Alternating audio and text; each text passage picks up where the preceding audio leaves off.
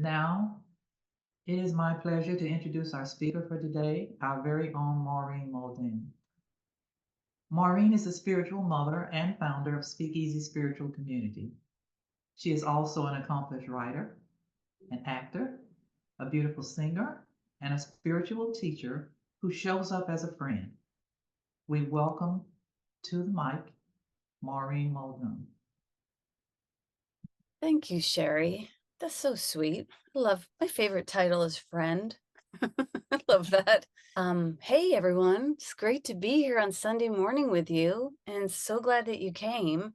We're going to be talking today about the connection between creativity and wellness through the guidance of A Course in Miracles and the biblical story of Abraham, and plus a whole bunch of other fun facts that I threw in for your listening pleasure. So, so I'm glad that you came. So the Abraham story, if you know it, it's a bit disturbing. At least I always thought it was kind of disturbing until the day I started to look at it through the lens of special relationships. And then it all made complete sense. Special relationships in regards to creativity and wellness will wreak havoc on your creativity and on your wellness.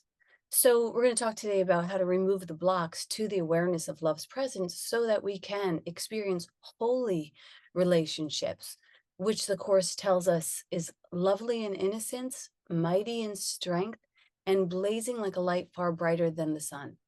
If you're not aware of A Course in Miracles, it speaks poetically.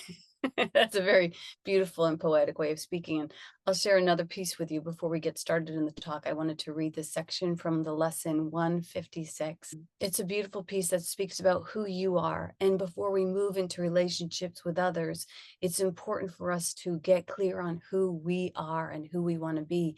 And so it gives us this definition in lesson 156. And the affirmation for the lesson is, I think it's you walk with God in perfect holiness, but it goes like this. I'm just going to read a section from it. I walk with God in perfect holiness. Yeah. There is a light in you which cannot die, whose presence is so holy that the world is sanctified because of you. All things that live bring gifts to you and offer them in gratitude and gladness at your feet. The scent of flowers is their gift to you. The waves bow down before you. The trees extend their arms to shield you from the heat and lay their leaves before you on the ground that you may walk in softness, while the wind sinks to whisper round your holy head. The light in you is what the universe longs to behold. All living things are still before you, for they recognize who walks with you. The light you carry is their own, and thus they see in you their holiness, saluting you as Savior and as God. Accept the reverence, for it is due to holiness itself, which walks with you, transforming in its gentle light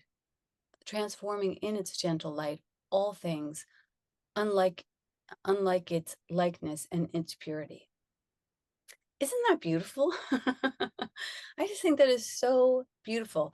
Basically saying, like, you are Christ, and everything that meets up with you, if you recognize this about yourself, it will bloom in your presence. And in the Course in Miracles, it says that everything is a mutual healing. So it's not just like you're Christ, but everything is Christ meeting Christ, meeting Christ, meeting Christ. This is the definition of the holy relationship, where you know who and whose you are, and you're able to be in holy communion with all things, meeting everything from an awareness of mutual abundance. So the story of Abraham comes in Genesis, and it comes after the story of the Tower of Babel, which is about how people got together and began to build a tower to God. But the only people who could actually live in the tower were the people who spoke and believed the same thing. And if you didn't speak their language and if you didn't have the same beliefs, you were out. So God apparently did not like this, and he sent an angel down to destroy the tower, and he made everybody speak in different languages. And you might think, like, why would God do that?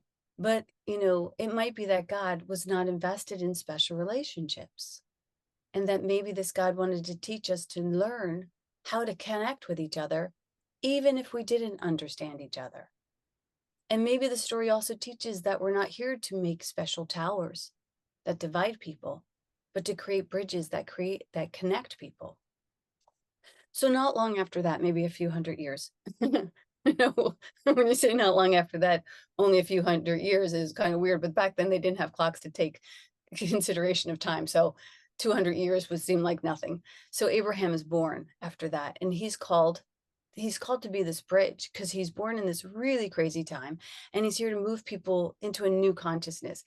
And his story also centers around the fact that he and his wife Sarah don't have any children, and Sarah's barren, and they really wanted to have kids. They were not happy about this.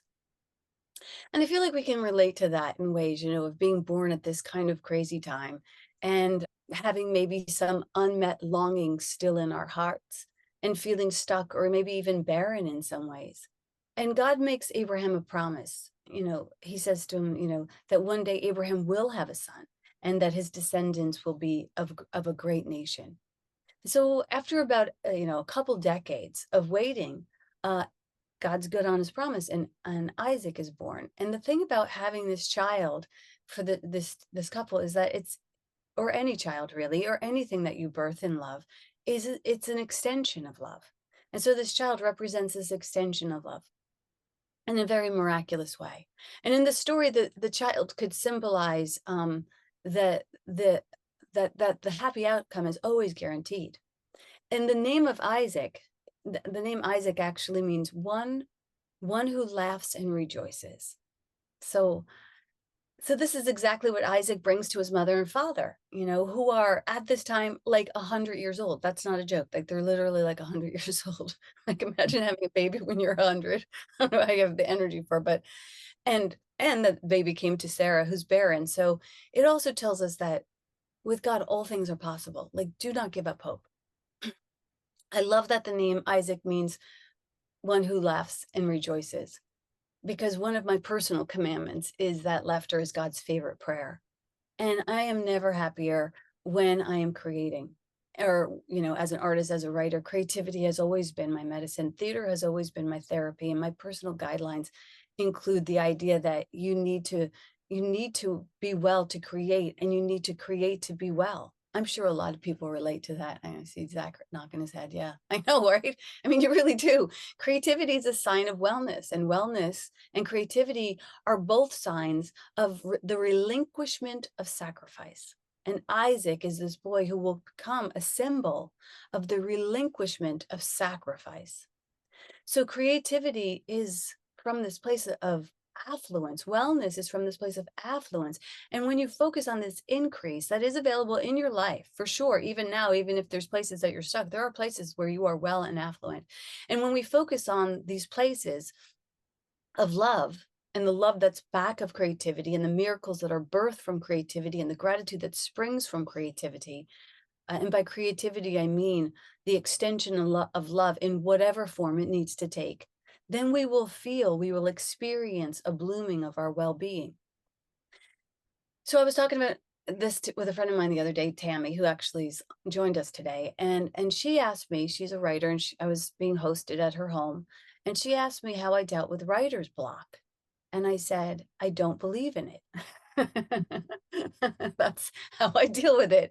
I focus instead on the volcano of inspiration that is flowing through me at warp speed at all times, that causes me to jump out of bed in the morning and just to do my best to catch it by the tail.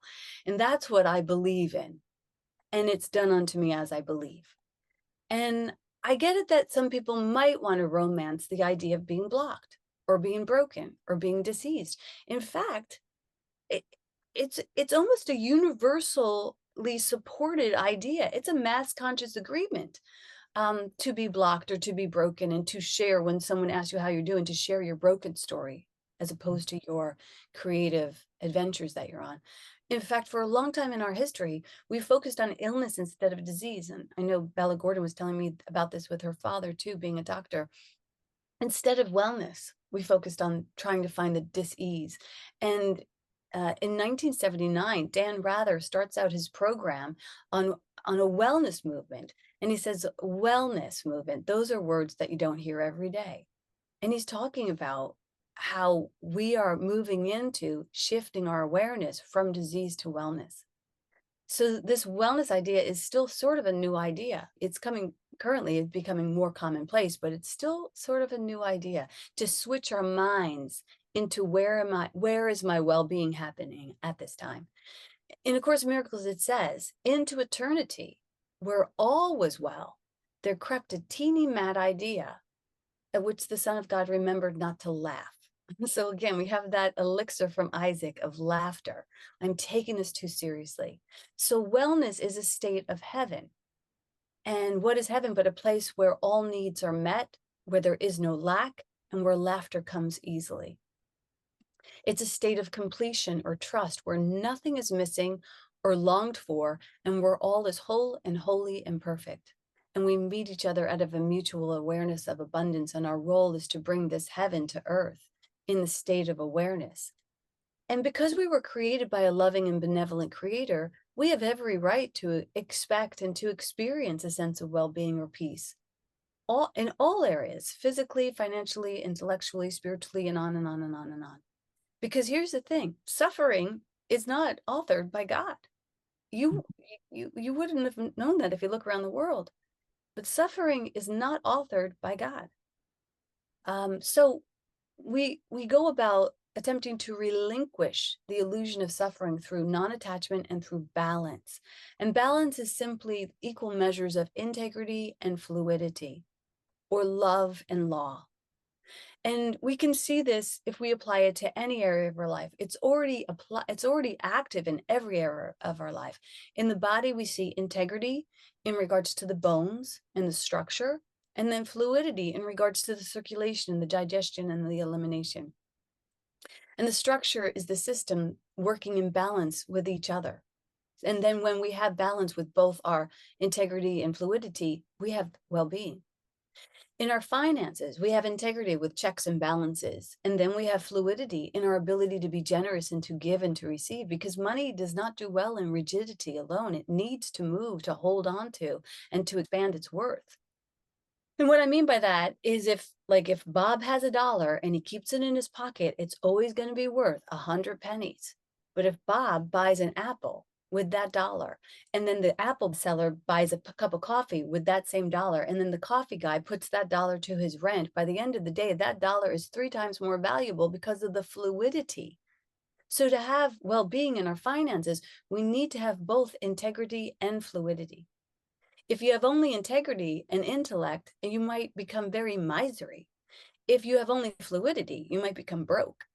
So we've got to make sure that we have both of those things working together.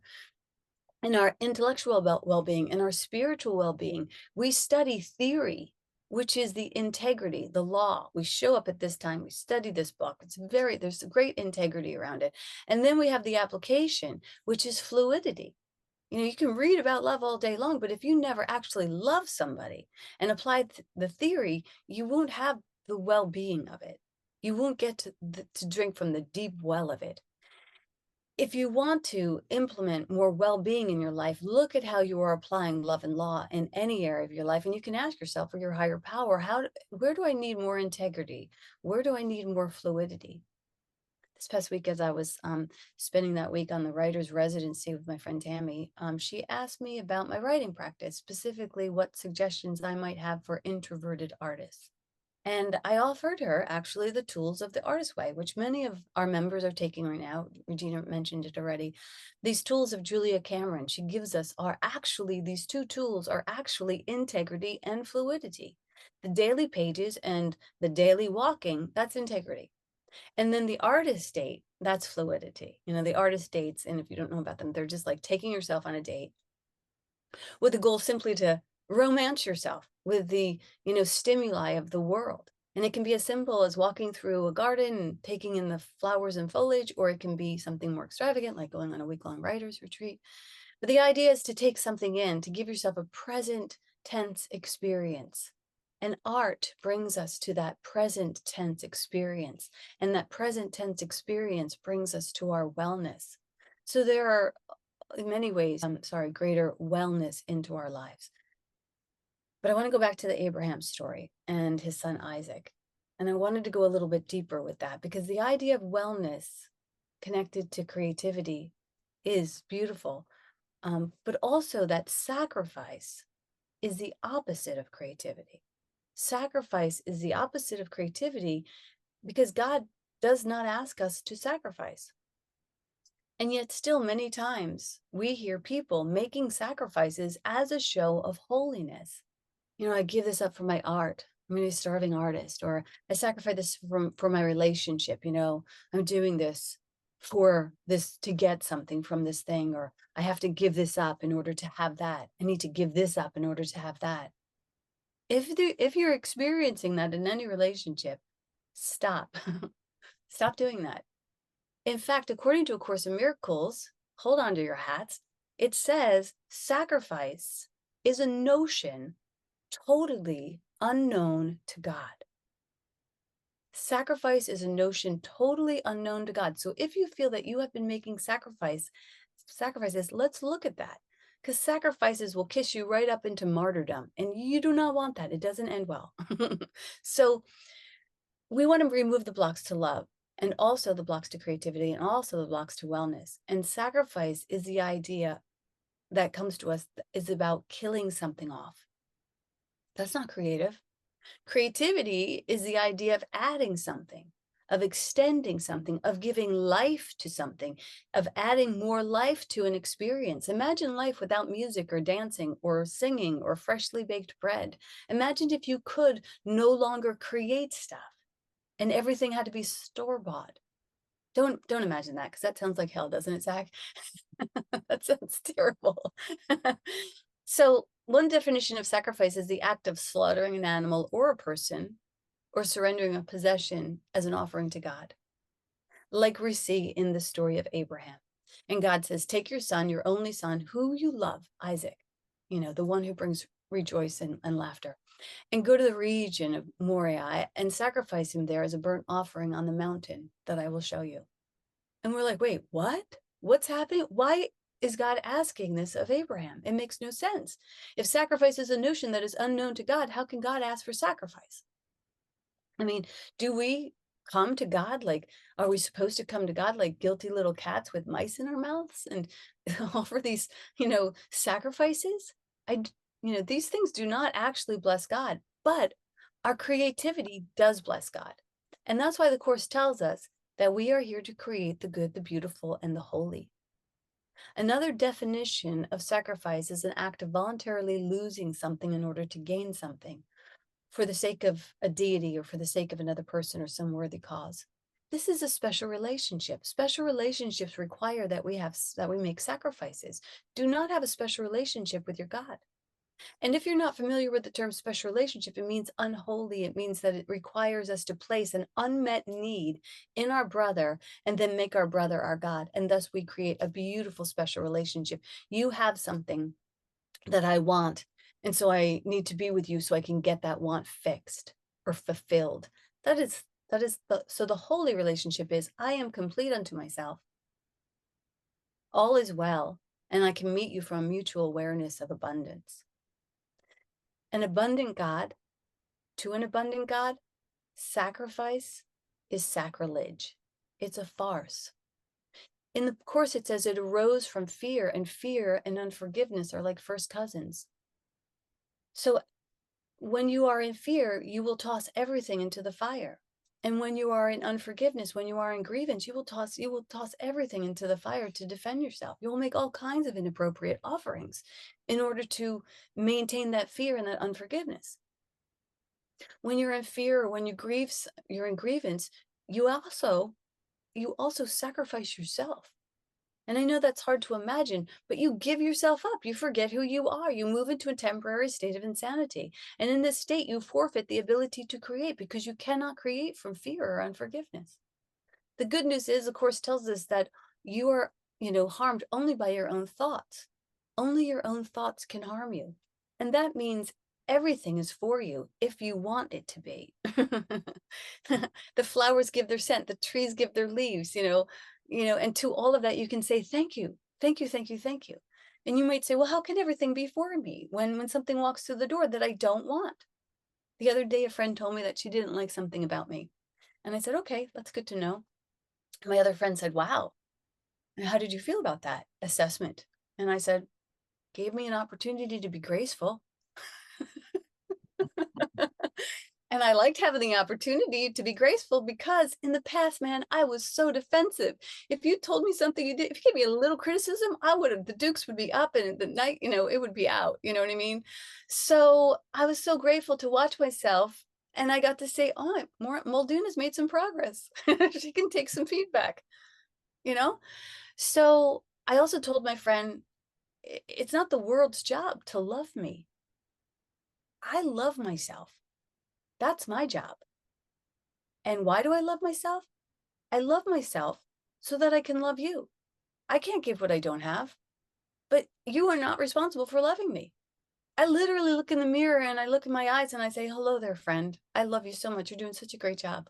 That's what I say. And she said to me, do you really say that? And I said, yes, I do. I do that. Because when I learn how to stop harming myself, then and only then can I stop harming you. And when I use my thoughts to be helpful, I'm less likely to be harmful. And so I open this floodgate of creativity like it's a volcano of wonder that seeps from me. Forgiveness is not a sacrifice you give something up. You're actually letting your mind and your heart be healed. So when we go back to Abraham and he's taking his son up, his special relationship, he's taking him up this hill. He gathers the wood and he gets his donkey and he goes to make this sacrifice of his son. And as he's making his way up the hill, he sees a servant and he says to the servant, hey, hold on to my donkey while my son and I go to worship. And then we'll come back and we'll get the donkey. And so he just follows direction. He just trusts God, because he knows somewhere in the recesses of his consciousness that the relationship he's really after is a relationship with God.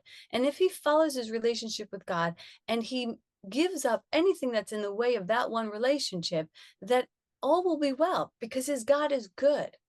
And as soon as he gets to the top of the hill, he hears the Lord say, Abraham, Abraham. And Abraham says, what? I'm here. And he says, don't lay a finger on the boy. He says, don't do anything to him. Now I know that you trust me because you have not withheld from me your son. You have not put between me a special relationship. And in this story, what comes up for me is like, what am I willing to put between me and my God? What have I not really made an offering to, not to sacrifice it, but to surrender it to? And I will say that the things that I've given over to God, and I've given a lot over to God, maybe not everything. I'll have to do my own personal assessment. But I've given everything that I've given over to God has returned to me multiplied abundantly in such a beautiful way, as this story explains. And so I wanted to close with this beautiful piece from A Course in Miracles, which literally says, I'm not asked to make a sacrifice to find the mercy and the peace of God. It's from lesson 343. It says, the end of suffering cannot be loss. So the end of suffering cannot be loss. The gift of everything can but be gain. You only give, you never take away. I love that because I like to say that God's math is multiplication and addition and never subtraction and division. So like we're never here to build a tower that's going to divide people. We're always here to build bridges. As you create me to be like you, so sacrifice becomes impossible for me as well as you. I too must give. And so all things are given unto me forever and forever. So it's saying you're not sacrificing, you're giving up, you're giving over, you're letting that which is good and beautiful, holy, pour from you. As I was created, I remain.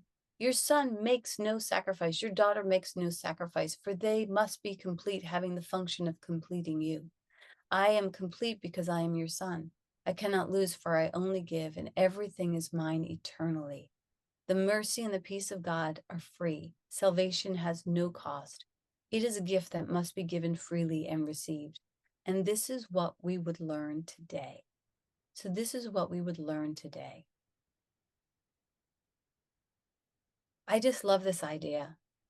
And I hope that it gives you a cause to pause and think about the ways that we're, getting in the way of a greater good that wants to pour from us and pour through us. And I would love to invite you into letting go of trying to get your needs met in the world and go to that inner well, that limitless well that always supplies and always supports and always sustains and never request a sacrifice. And that's the word. Thank you. Thank you, Maureen. That was stunning. Very thoughtful. A lot of things to think about.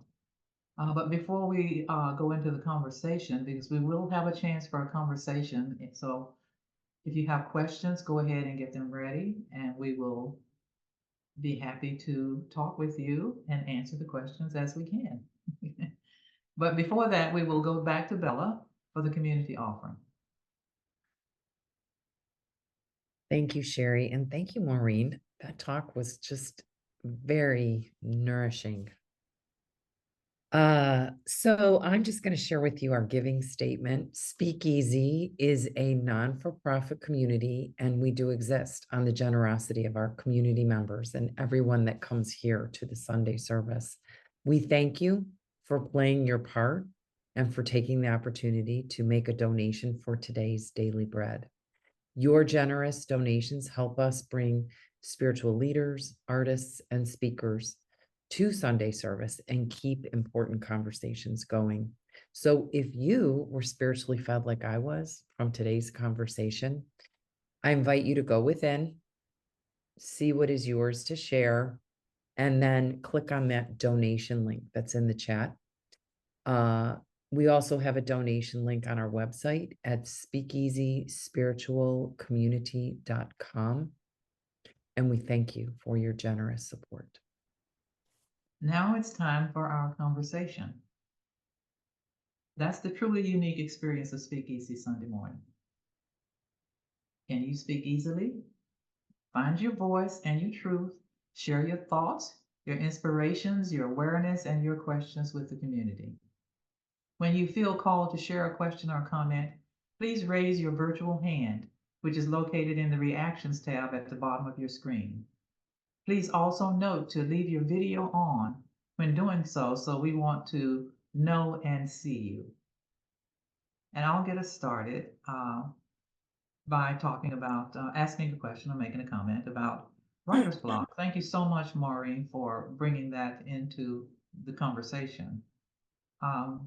I write, and I never believe that I have a writer's block either. I believe that I just don't want to sit down and work. Yeah. I don't want to sit down and write at that moment. Yeah. But when I've been in writers' groups, I have found that people who believe in writer's blocks believe that it's like a wind that you have to catch, or something you've got to catch the tail of, or it gets away from you. But I think the deeper understanding is that you are filled with creativity and it is always flowing through you 100% of the time. Yeah. And you just have to acknowledge that you are being a receptor of it. You're not coming up with brand new ideas and new things. They may be new to you, but they're not new to the source. Yeah. So what are your feelings on that? Yeah, I completely agree with you. I mean, look at Zach. He's got like 5 billion albums, and I don't think that's an exaggeration. I think he's got like 30 albums in the last year or something like that. So I don't think we've even scratched the tip of the iceberg for our creative potential. And all of the, limited ideas. If you have a thought that limits God, yourself, or your brother, it's not a holy thought. And so, yeah, I think it's really good to be in a community that doesn't co-sign those illusions. I think you're 100% right. Dove also put in, I'm procrastinating or I'm lazy, but I'm not blocked. Mm-hmm. I'm waiting. Right. And sometimes with creative processes, the sitting still and the mulling it over is a part of the process. Do you know? So you could say, while you're washing the dishes, I'm going to work on this piece of writing, even while I'm washing the dishes, and think about the character, or if you'd like to do that. But yeah, I'm grateful that we don't kind of co-sign that and instead encourage the limitless nature. And when we say limitless, again, that's the integrity, but where's the fluidity? Like, are you gonna actually live into that? I hope so, because if you can do it, then I feel like I'm more capable of doing it. Right. Yeah. Thank you. Yeah. I see that Joan has her hand up. Joan. There we go. Hi. Hi. Yeah, so as always, got a lot out of your your sermon and really kind of hit me on that idea of sacrifice, and which I did ad nausea to myself of my own volition, with my special needs son, and like I felt like, that it wasn't necessarily safe for him to be with his father, which at times it was not safe with DCFS involved and everything. So, it was like I was the only one that was able to meet his needs, and I wasn't getting help that I needed to get, blah, blah, blah, blah, blah. So, but I sacrificed to myself to the point of almost ending my life several times. So during the last few years, while he's been in his little slice of heaven in Tennessee, I've been able to really work through a lot of my issues and my patterns and things that I've done. And now he's coming home at the end of May, and I'm battling for adult services. And so my question is that from a young age, my mom would be like, hand it over to God. And I'd be like, that's a bunch of nonsense, so I want to hand it over to God. I just don't know how. Yeah.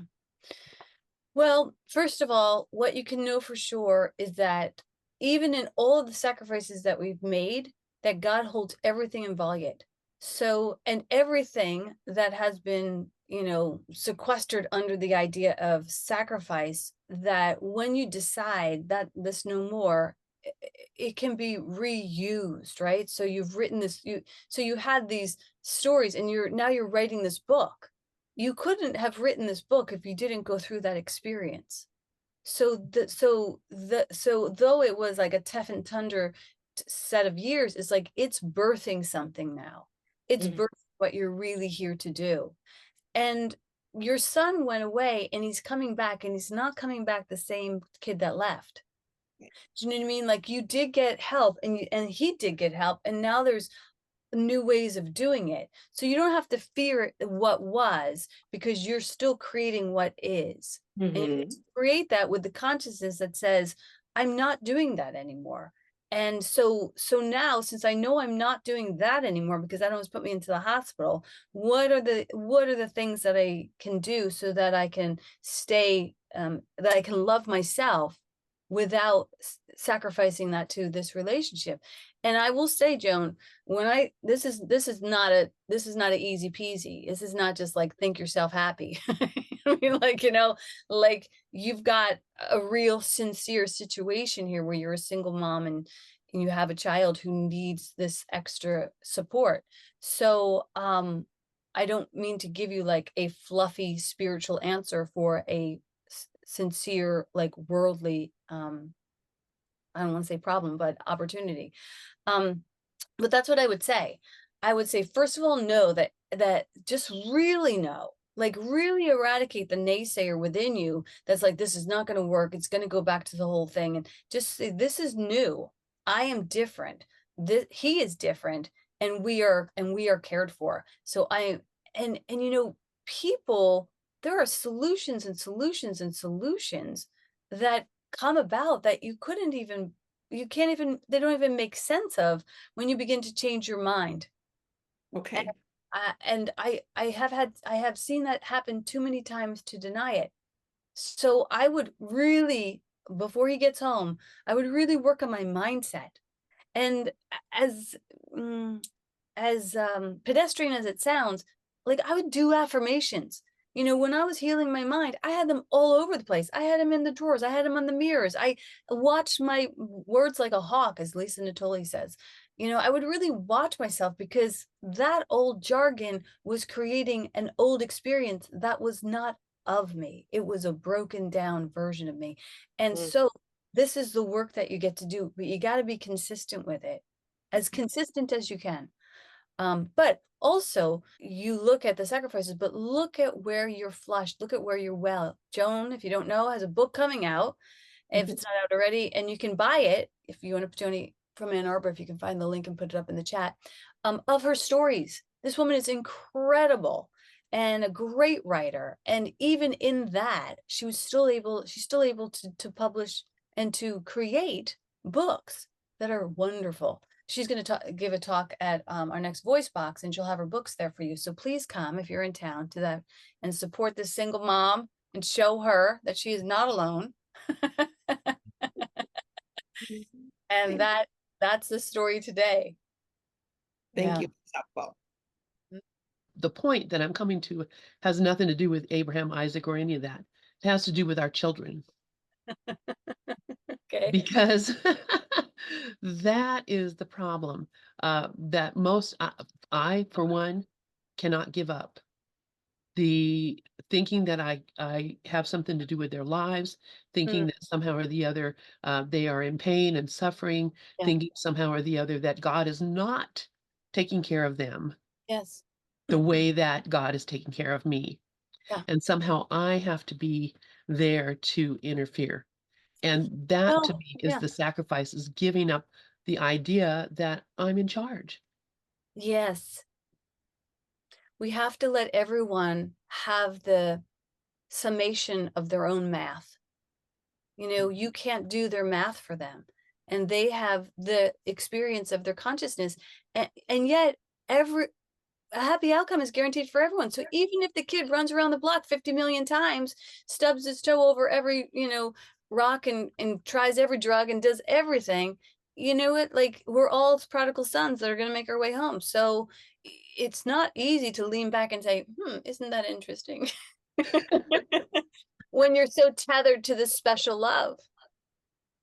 And yet, when you do lean back and say, isn't that interesting? They stop having to perform a script that I'm invested in.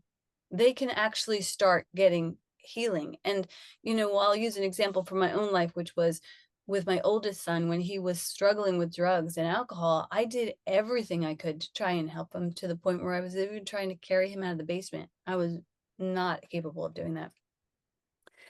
And my sponsor said to me, you have to bring him to a homeless shelter or a rehab. It's like the perfect story, because I was like, I'm not doing that to my son. I'm going to fix him. I'm going to save him. I'm not bringing him to a homeless shelter. And she said, you don't have to do it. You just have to be willing to. And so I said, okay. And this is my own Abraham story. And I went to him and I woke him up and I said, we have a place to bring you. And that's why we got your insurance together. And do you understand what's happening? That we're either going to take you to a rehab or, and he said, stop. And he literally stopped me before I said the word homeless shelter.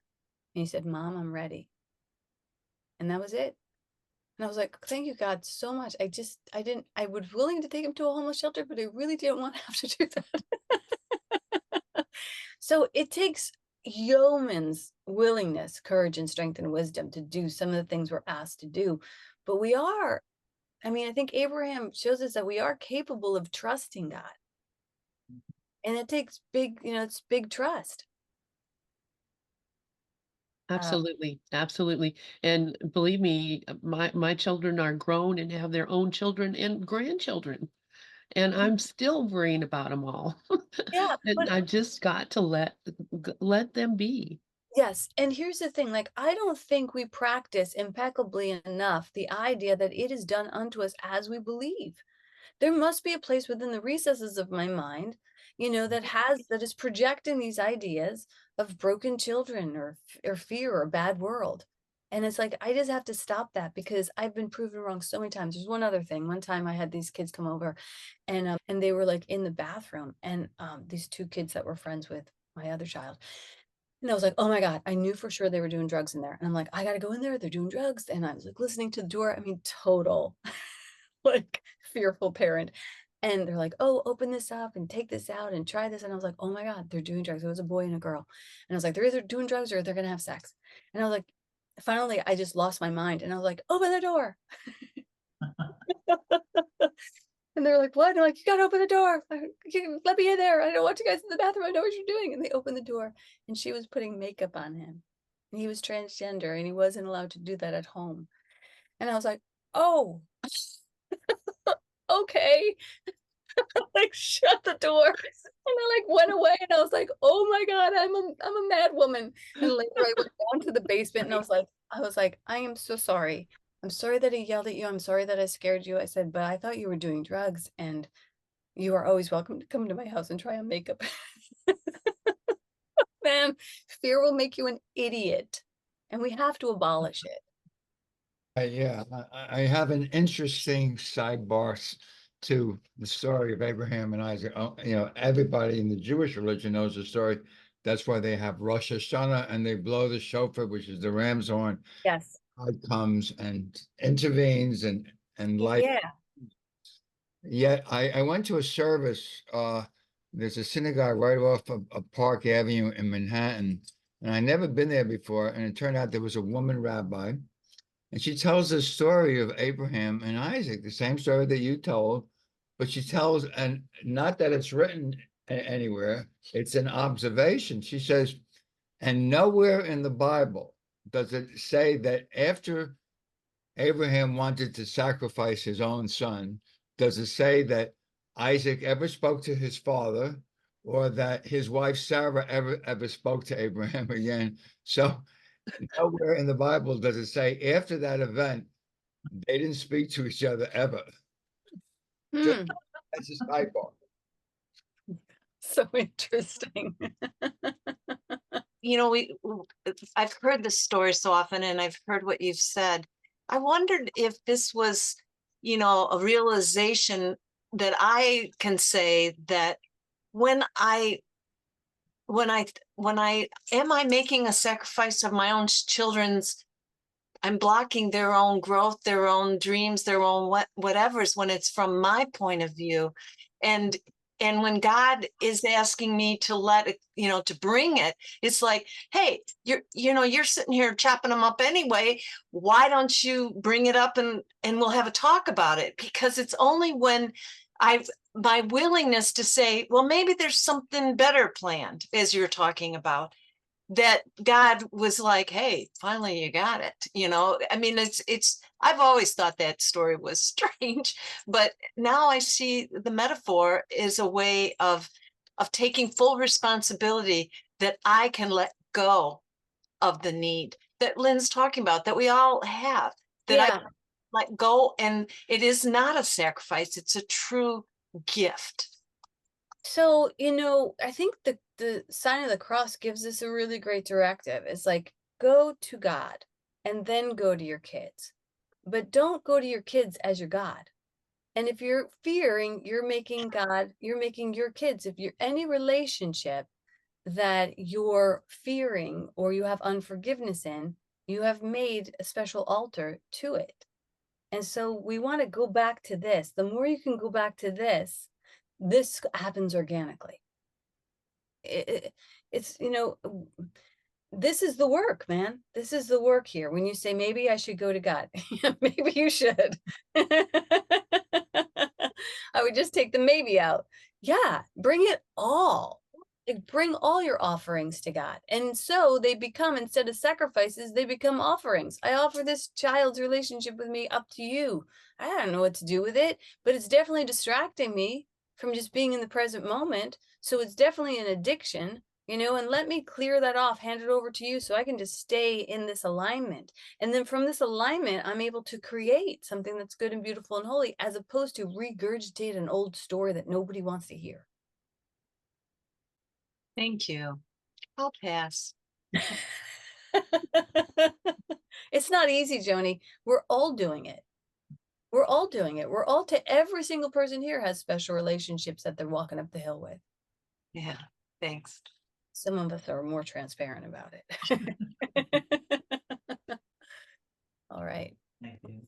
Thank you. And now we get to hear thank you, Maureen. Thank you, everyone. We get to have our closing song, Isaac Freefall.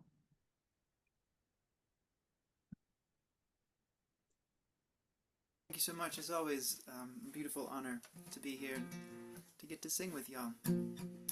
So this is a new song that I wrote. It's called Prescription, and it seemed fitting to this. This is a song that music kind of came to me and spoke to me, wanted me to hear this. So this is my, I guess, relationship to wellness revolves a lot around music. So. Put your arms around me, baby. Music is ready to go. Press play with me, baby. Turn it up, here comes the flow.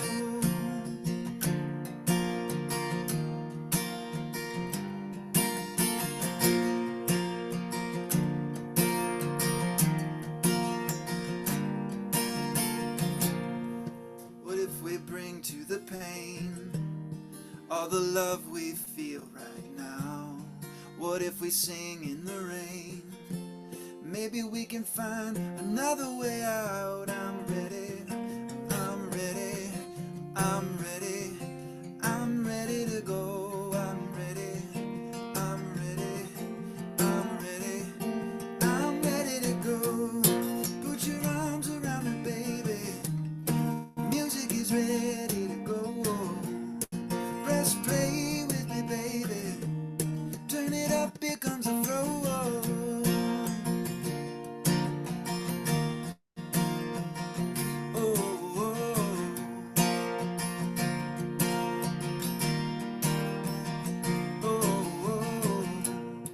What if we opened up our mind, see the fear beyond the words? What if we cultivate inside? Maybe we can find we've all been hurt. I'm ready, I'm ready, I'm ready, I'm ready to go. I'm ready, I'm ready, I'm ready, I'm ready to go. Put your arms around me, baby. Music is ready to go. Press play with me, baby. Turn it up, here comes the flow.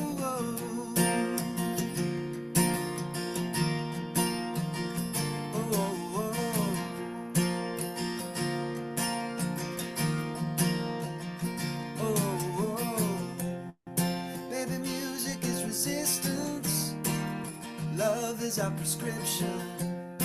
Baby, music is resistance.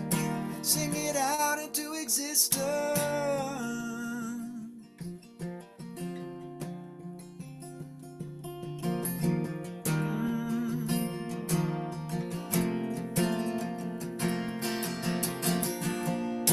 Put your arms around me, baby.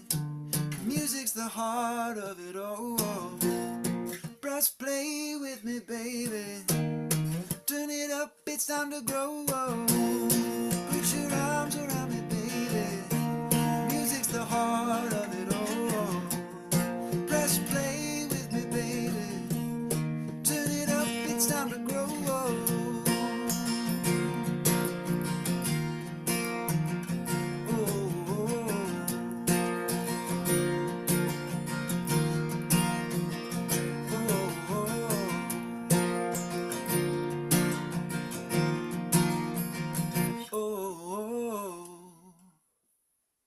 Awesome. Well, Zach, that was lovely, lovely. Thank you so much. Oh, thank you. That concludes our Sunday service. Thank you all for spending time with us today on this beautiful Sunday morning. We're sending you home with blessings for the rest of the day and the rest of this week. And we will see you all next week.